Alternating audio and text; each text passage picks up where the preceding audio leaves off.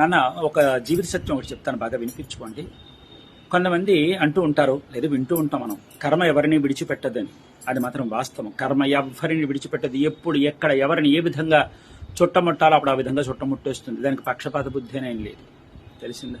అయితే దానికి అందరూ తల వంచవలసినదే, అందరూ ఆ కర్మని అనుభవించవలసినదే. ఒక ఘడియ ముందు ఒక ఘడియ వెనక.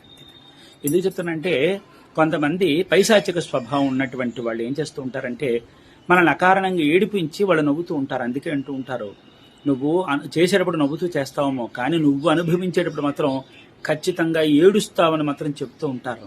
అంటే ఎందుకు చెప్తానంటే, కొంతమంది అకారణంగా పాపం వాళ్ళ మీద ఎంతో విశ్వాసం పెట్టుకున్నటువంటి వాళ్ళని మానసిక క్షోభకు గురి చేసి, అబద్ధాలు ఆడి మోసాలు చేసి వాళ్ళని చిత్రహింసలకు గురి చేస్తూ ఉంటారు, మానసిక క్షోభను గురి చేస్తూ ఉంటారు, తెలిసిందా? అలాంటి వాళ్ళు పాపం వీళ్ళు బాధపడుతూ ఉంటారు, ఇదేమిటి మమ్మల్ని ఈ విధంగా మానసిక క్షోభకు గురి చేస్తున్నారు.